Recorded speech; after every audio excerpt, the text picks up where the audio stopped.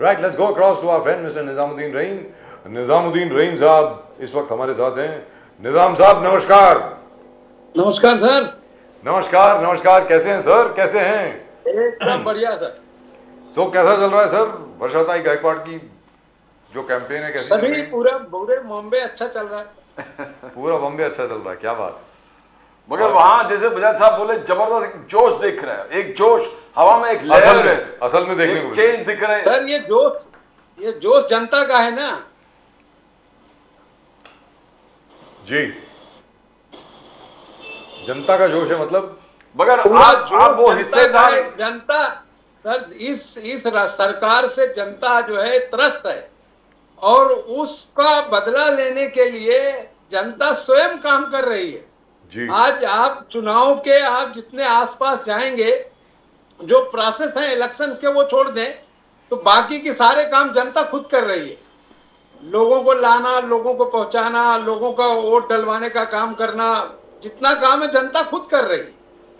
मगर फिर भी मैं आपसे पूछना चाहूंगा, बिकॉज गए बार भी हमने आपसे पूछे थे, राहुल गांधी जी का हिस्सेदारी न्याय यहां महाराष्ट्र में अमल हुआ नहीं है। आप कुछ भी कहे निजाम साहब, मगर जितने हिस्सा उतना हक एक भी मुसलमान कैंडिडेट को नहीं दिया। मगर जितने मुस्लिम वोटर से हमने बात की है, किसी को उसका परवाह नहीं है। कोई नहीं बोले कि हम अभी कांग्रेस को ही वोट करेंगे, वो दिख रहा है, वो लहर भी है और पूरे जोश से निकले हैं बाहर, पर वो हिस्सेदारी न्याय फेल हुआ है। निजाम जी, आपका ही 5 पिलर ऑफ जस्टिस जो बोलते हो, 5 पिलर्स ऑफ जस्टिस, उसमें से एक हिस्सेदारी न्याय है, जितना हिस्सा उतना हक, वो हुआ नहीं, न्याय पूरा नहीं हुआ। ये बिल्कुल जरूरी नहीं है कि कोई सीट हम नहीं जीत सकते और जबरन किसी को हम खड़े करें खाली इस नाम के लिए कि भाई ये मुस्लिम समाज का है इसलिए उसको दे दो और हम लोगों को बता सकें। ऐसा है कि मुस्लिम समाज के लिए जो निर्णय जो हमारे मैनिफेस्टो में बना है उस पर अगर काम नहीं होगा तो समाज पूछ सकता है। टिकट देना नहीं देना ये उनकी पार्टी का, उनके लीडरों का, और जो कमेटी है उसका काम है, वो डिसाइड करती है। उसके पहले उनको रिपोर्ट्स आती हैं। और दूसरी चीज ये कि ये पूरा चुनाव जो है कांग्रेस अकेले नहीं लड़ रही है।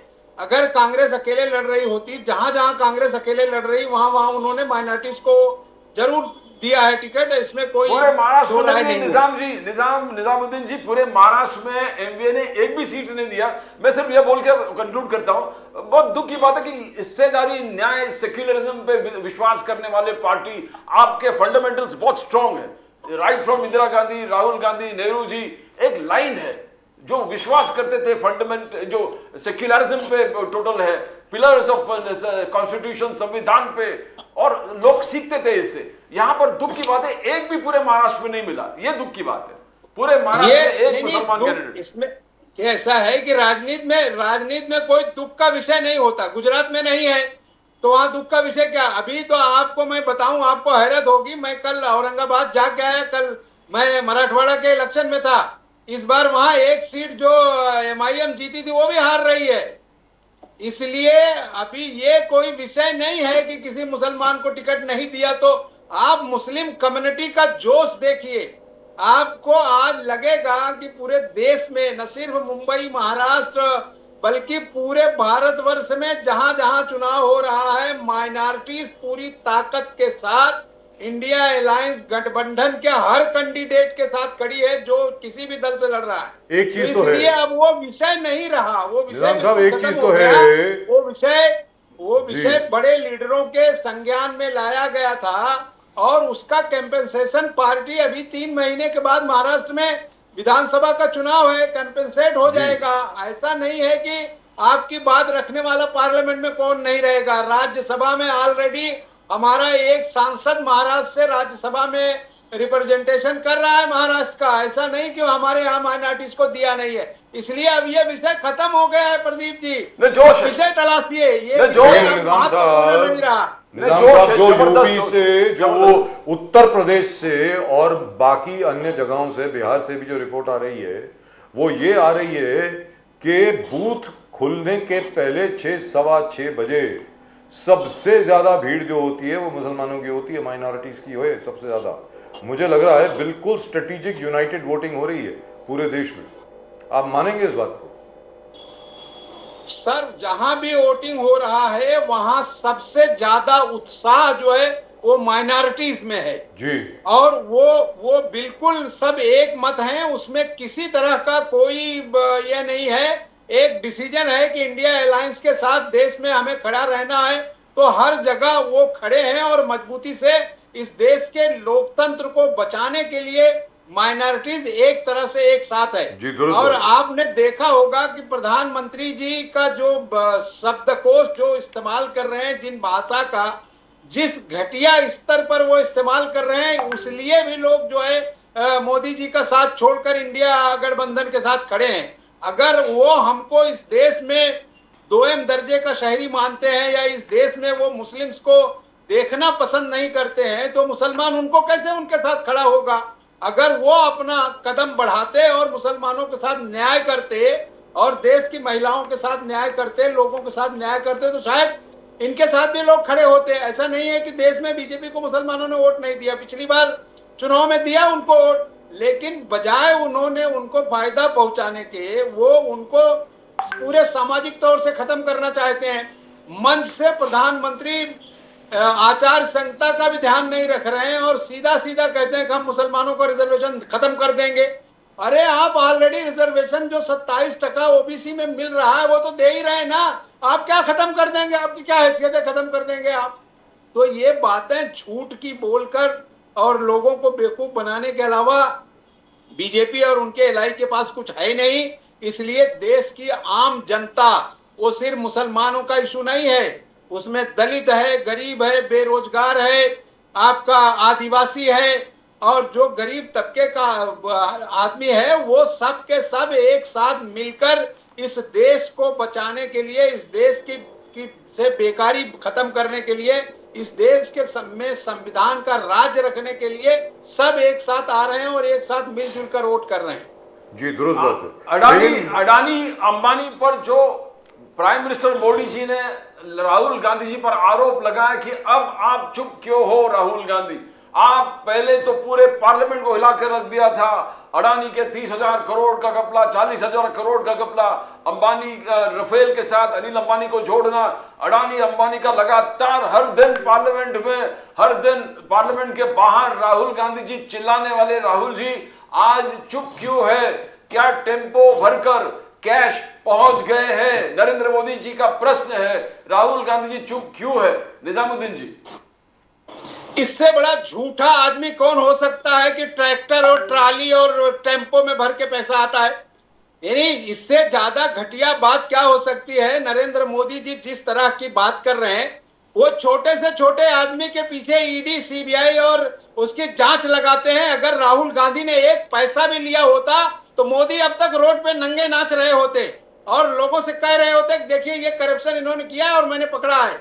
ये झूठ अब चूंकि मोदी जी को ये लगने लगा है कि मैं चुनाव हार रहा हूं, आज जिस तरह से उनके नेताओं की प्रतिक्रिया आ रही उससे ये लगने लगा है कि मोदी जी 2024 का चुनाव बुरी तरह हार रहे हैं, इसलिए अब वो अपने मित्रों को भी जेल भिजवाने की व्यवस्था कर रहे हैं और ये खुद कर रहे हैं। इसमें हमें बोलने की जरूरत नहीं है। पूरा देश जानता है कि राहुल गांधी जैसा ईमानदार शख्स इस देश की राजनीति में बिरले ही मिलेंगे। तो इसलिए अब जो है मोदी जी आखिरी हद तक गिर रहे हैं। और ये मैं नहीं कह रहा हूं, उनके इस देश के जितने लोग चुनाव में एनालिसिस कर रहे हैं, जितने बड़े जर्नलिस्ट हैं, ये वो कह रहे हैं सामने से। तो ये आरोप लगाना कि राहुल गांधी ने अडानी से पैसा लिया, अंबानी से पैसा लिया, ये इससे बड़ा झूठ और कुछ नहीं हो सकता कि अब मोदी जी हर वो बात कह रहे हैं जो उनको शोभा नहीं देता। और न सिर्फ हिंदुस्तान बल्कि दुनिया के बड़े बड़े जर्नलिस्ट, बड़े बड़े न्यूज़पेपर जो हैं, आज मोदी जी के बारे में जिस तरह की चीजें लिख रहे हैं, ये भारत के लिए शर्म का विषय है। जी, लेकिन ये बताएं, मोदी जी ने आपकी कर्नाटक की सरकार के ऊपर आरोप लगाया, तेलंगाना में कांग्रेस की सरकार है वहां पर भी आरोप लगाया, ये कहा कि 5% जो मुसलमानों को आरक्षण दिया गया वो ओबीसी कोटे में से काट करके या क्या करके दिया गया वगैरह वगैरह, ऐसा कुछ बोला गया। लेकिन गुजरात में तो वो खुद दे रहे हैं मुसलमानों को रिजर्वेशन। मुझे समझ में नहीं आया, जब वो चीफ मिनिस्टर थे तब भी था, आज भी है, बताएं सर। सर आप खुद सोचिए कि जिस देश में सुप्रीम कोर्ट के मातहत 27% ओबीसी रिजर्वेशन की व्यवस्था है, उस 27% रिजर्वेशन में मुसलमानों को ऑलरेडी रिजर्वेशन मिल रहा है, आज भी मिल रहा है, कल भी मिलेगा। मोदी के रहने और ना रहने से उस रिजर्वेशन पे कोई फर्क नहीं पड़ता। मोदी लोगों को बेवकूफ बना रहे हैं कि हम मुसलमानों का रिजर्वेशन खत्म कर देंगे तो और वो रिजर्वेशन हम जो है दलितों में और गरीबों में बांट देंगे, मेरे पास आप लौट आओ। इसका मतलब ये सीधा हो गया कि मोदी जी की जमीन खिसक गई है और मोदी जी झोला उठा के भागने की तैयारी में है। अब उसकी प्रैक्टिस में वो लग गए हैं। तीन टर्म के जो चुनाव अभी 3 पार्ट हो गए हैं, उनसे आपको आभास हो गया होगा, आपके पास भी रिपोर्ट होगी, सरकारी यंत्रणाएं जो हैं वो उनको साफ साफ बता रही हैं और जिस तरह से वो हार रहे हैं और पिछड़ रहे हैं, उस तरह से अपनी शैली जो है वो बदल रहे हैं और ऐसी ऐसी बातें कर रहे हैं जो किसी देश के प्रधानमंत्री को शोभा नहीं देता। जी, लेकिन क्या है कि मेरे पास ये रिपोर्ट है मंडल कमीशन की। इसमें साहब इन टोटल 70 मुस्लिम जातियां ऐसी हैं, 70 मुस्लिम तबके ऐसे हैं जो एंटाइटल्ड हैं रिजर्वेशन के लिए। ये तो मंडल कमीशन की रिपोर्ट है ना, तो इसके खिलाफ कैसे बोल सकता है कोई? मतलब मुझे समझ में नहीं आ रहा। आपको अच्छे से याद होगा कि महाराष्ट्र में 5% मुसलमानों का एक रिजर्वेशन हाई कोर्ट के आदेश के बाद दिया था जी। पृथ्वीराज ने, आपने उस दौरान आपने एक इंटरव्यू किया था, मुझे बढ़िया से याद है जी। अभी वो सारी जो 70 जातियां हैं, ये मुसलमानों में इस्लाम के दायरे में सब एक साथ आती हैं। हमारे यहाँ अपर कास्ट का बहुत थोड़ा सा मटरा है, बाकी के सारे मोस्टली ओबीसी में ही आते हैं। ओबीसी में ही आते हैं, करेक्ट है। वो सारी चीजें ऑलरेडी इंक्लूडेड हैं, उसमें से कुछ नहीं कर रहे हैं। उसको जो और रिजर्वेशन दूसरे को देना है, जिसमें बढ़ाने के लिए ये ड्रामा कर रहे हैं। राहुल गांधी ने साफ साफ कहा है कि 2024 में अगर मैं इस देश में आया और मेरी सरकार इंडिया अलायंस की बनती है तो सुप्रीम कोर्ट की उस पाबंदी को हम खत्म करेंगे जो 51 पर रुकी है, उसका ब्रेक हम तोड़ेंगे। रिजर्वेशन के परसेंटेज को बढ़ाकर जिसकी जरूरत है उसको हम पूरा करेंगे। जो इनके अंदर हिम्मत नहीं है, क्योंकि मराठा रिजर्वेशन के दौरान आपको अच्छे से याद होगा कि इन्होंने प्रॉमिस किया था कि स्पेशल पार्लियामेंट बुलाकर उसमें हम इसका फैसला करने वाले हैं, लेकिन झूठा आदमी झूठा ही बोल सकता है। उसमें इन्होंने महिलाओं का रिजर्वेशन लाने की बात की और वो भी क्लियर कट नहीं लाए और ये कहा कि 10 साल बाद जब सेंसेक्स डिसाइड होगा तो महिलाओं को रिजर्वेशन देंगे। इससे बड़ा झूठा आदमी कोई नहीं। जो बात लेकिन अभी एक और चीज आई है निजाम साहब, अभी एक और चीज आई, वो भी प्राइम मिनिस्टर ऑफिस से आई है। प्राइम मिनिस्टर साहब की जो क्या है वो इकोनॉमिक एनालिसिस टीम में क्या पद्धति थी, ऐसा कुछ है ना, EAC करके है वो। प्राइम मिनिस्टर साहब ने जो एस्टैब्लिश करी थी, इकोनॉमिक एडवाइजरी काउंसिल है प्राइम मिनिस्टर साहब का। उसमें यह कहा गया है कि 1952 में 1950 में मुस्लिम पॉपुलेशन देश में कोई 9.8% थी और अब जो है वो 14.5% हो गई है, बढ़ गई है, मतलब जबरदस्त तरीके से।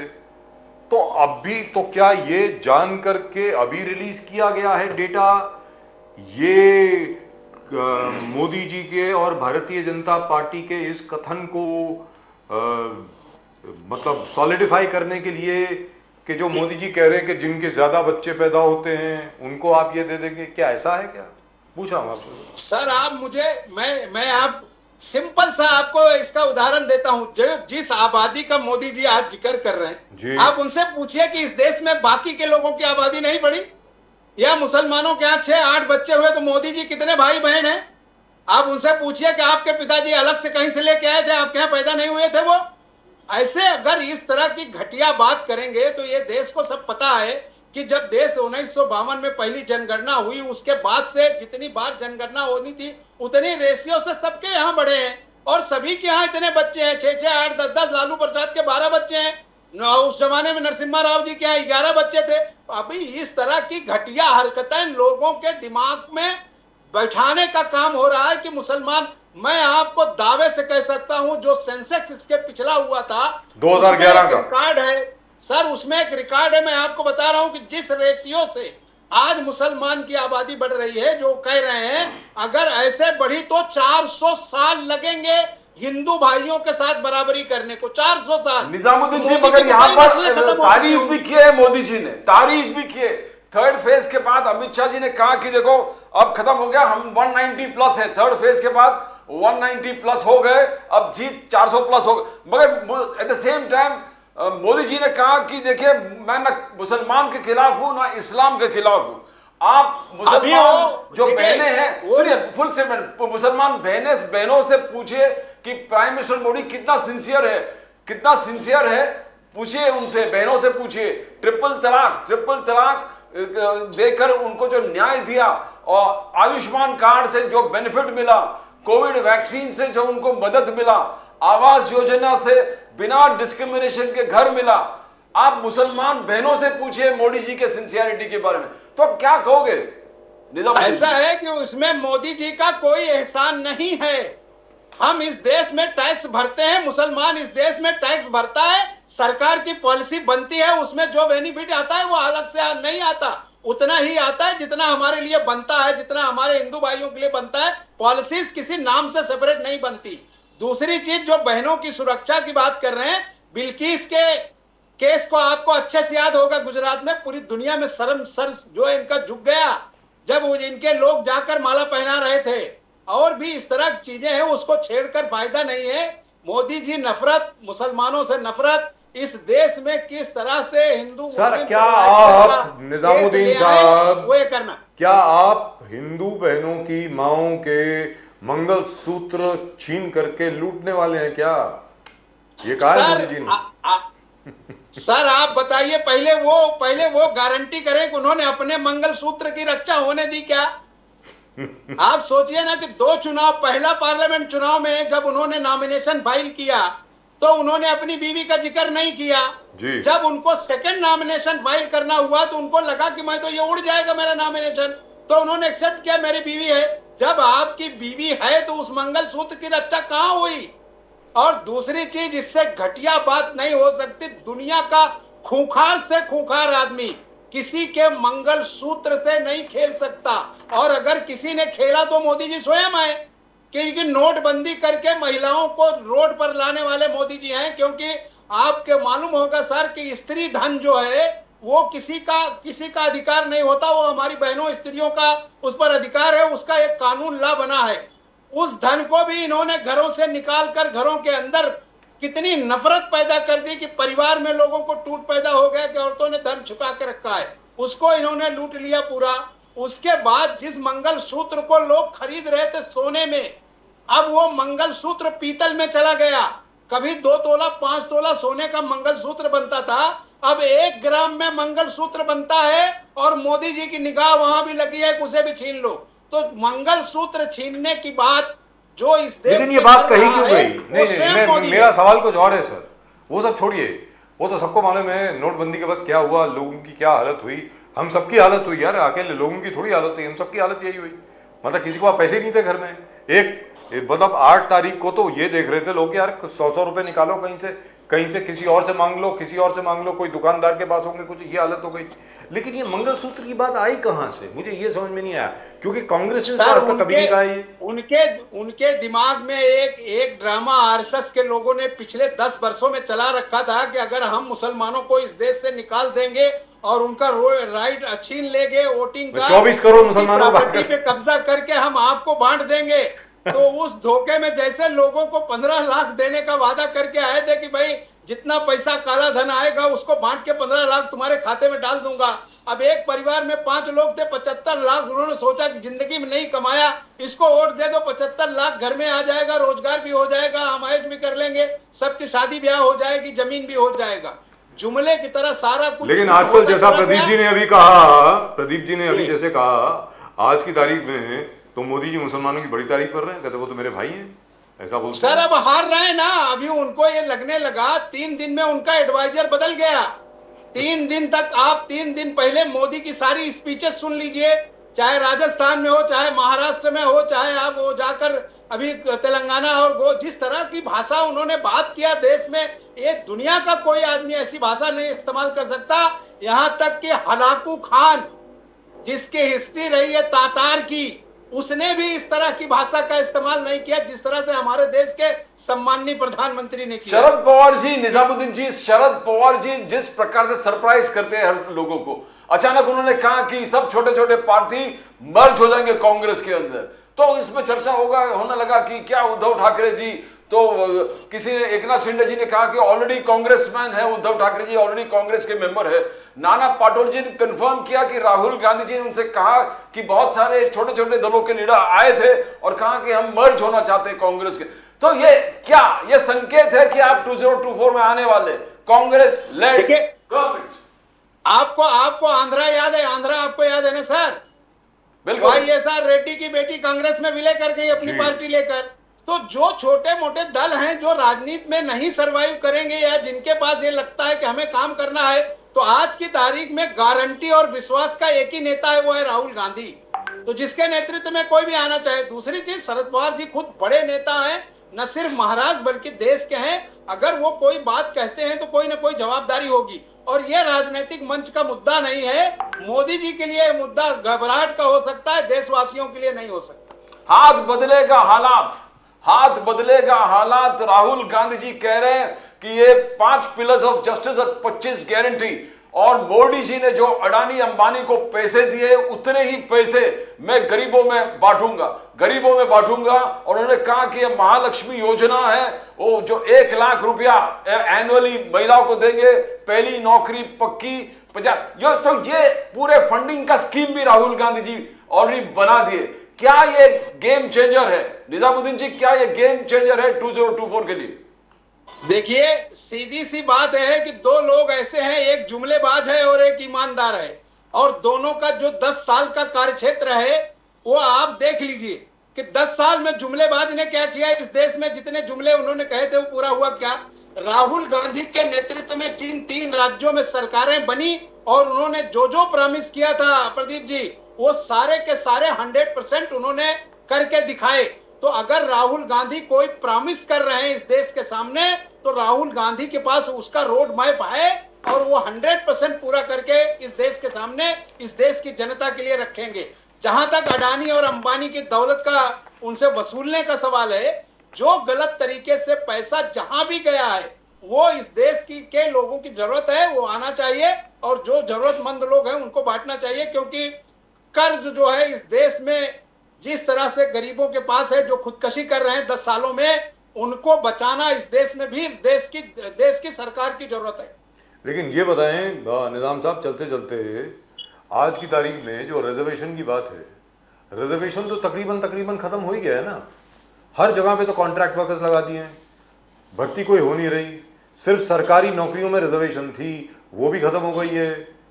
तो मतलब रिजर्वेशन सर, जो रिजर्वेशन का अधिकार जिनको और जातियों को उसमें जोड़ने का था, जो कमीशन के थ्रू आए थे, उसको बढ़ाने का अधिकार सिर्फ और सिर्फ सुप्रीम कोर्ट और पार्लियामेंट के दोनों के तालमेल से हो सकता है।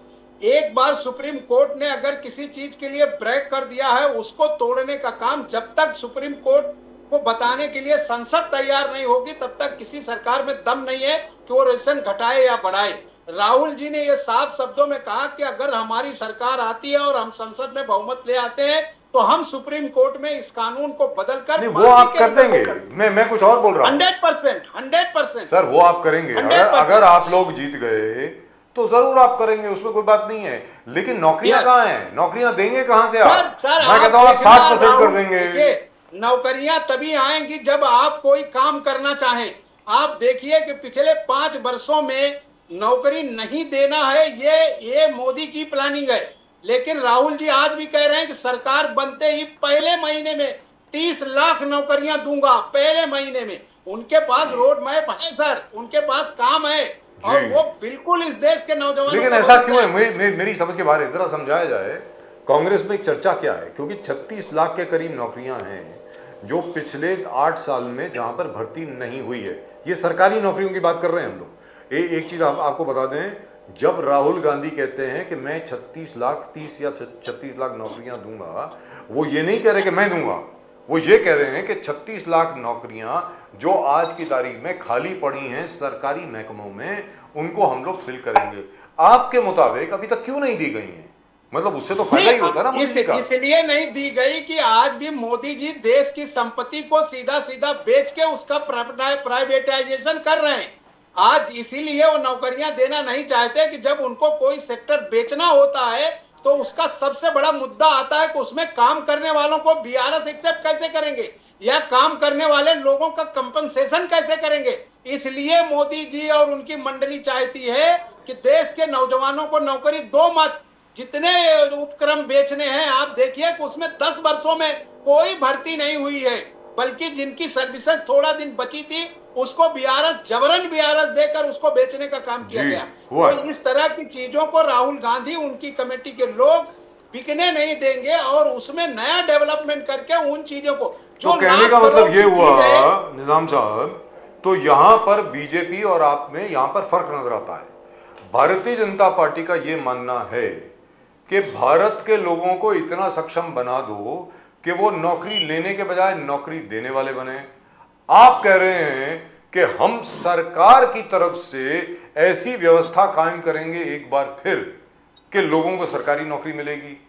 तो आप दोनों में ये फर्क है निजाम साहब। नहीं सर, ऐसा ही सोचिए ना कि वो 80 करोड़ लोगों को 5 किलो राशन दे के फुटपाथ पर ला रहे हैं कि काम ही मत करो। उसका भी एक बड़ा कारण यही है, जब आप नौकरी करके पैसा कमाएंगे और आपकी जेब भरी रहेगी तो आप 5 किलो राशन के लिए क्यों लाइन में लगेंगे, और वो राशन जो इस देश के पैसे से ही जा रहा है। तो लोगों को ये गरीब इसलिए बना रहे हैं कि देश का 80 करोड़ आदमी ये सोचे कि मैं तो मोदी जी के नाम पे जी रहा हूं, मुझे भूखा रख के खिला रहा है 5 किलो राशन। लेकिन जिस देश बहुत कॉन्फिडेंस है सर, वो राशन बांट देने से नहीं होता। इसलिए तय है कि मोदी जी को 2024 में जाना है और वो मगर आपका मिशन है मिशन कैंसिल। मोदी जी का कहना है उस वक्त मिशन कैंसिल आपका मिशन है, मोदी जी का मिशन है मिशन विकसित भारत। आपका विषय कांग्रेस का है मिशन कैंसिल। आप कैंसिल करोगे आर्टिकल 370 एब्रोगेशन को, आप कैंसिल करोगे राम मंदिर पुनर्निर्माण को, आप सीएए को कैंसिल करोगे, आप एनआरसी को कैंसिल करोगे, आप यूएपीए को कैंसिल करोगे। तो जो भी मोदी साहब ने कानून बनाए देश हित में, आप मिशन कैंसिल, मोदी जी का कहना है आप मिशन कैंसिल में इसको पूरे कैंसिल कर दोगे। देखिए ऐसा है कि देश में जब कानून बनता है कोई एक व्यक्ति डिक्टेटर नहीं होता कि गया कलम उठाया और कैंसिल कर दिया। उसके सारे प्रोसेस हैं। जहां तक राम मंदिर का विषय है, आप हिंदुस्तान में एक मंदिर का नाम बता दीजिए जो कांग्रेस ने उसको कैंसिल किया हो। ऐसा है कि जो चीजें धार्मिक तौर पर हैं, आज भी उनके ऊपर आचार संहिता भंग का केस होना चाहिए कि मंदिरों के फोटो लगाकर अखबारों में एडवर्टीजमेंट दे रहे हैं वो। आज भी सर, आज भी टाइम्स ऑफ इंडिया से लेके जितने अखबार मुंबई में प्रिंट है, फ्रंट पर मोदी की है कि हम इसी तरह का बनाएंगे और नीचे राम मंदिर की फोटो है। इससे बेशर्मी की दलील क्या हो सकती है? किसी ने विरोध किया क्या कि आपने राम मंदिर आपने नहीं बनाया? राम मंदिर भी सुप्रीम कोर्ट के जजेस ने बनाया और उसमें बड़ा योगदान एक मुस्लिम जज का भी है। तो इसलिए इस तरह की झूठी बातें प्रचार करके आज कोई जनता राम मंदिर के नाम पर बीजेपी को वोट देने नहीं जा रही है। वो चाह रही है कि देश में डेवलपमेंट हो, घर में खाना आए, बेटा मेरा नौकरी में रहे। मोदी जी ने तो ऐसी नौकरी की व्यवस्था की है कि बेटा रिटायर हो जाएगा और बाप थैला लेके नौकरी करेगा। ये कौन सा सारी पॉलिसी ला रहे हैं मोदी जी? मोदी जी की तो कोई औलाद है नहीं, उनको फिक्र ही नहीं है। तो इस तरह की बातें कर देने से वो कहते हैं कि पूरा हिंदुस्तान मेरा परिवार है। वो कहते हैं पूरा हिंदुस्तान मेरा परिवार है। जब वो हिंदुस्तान अगर परिवार है तो 20 करोड़ मुसलमानों की बात क्यों नहीं करते, सिखों की बात क्यों नहीं करते?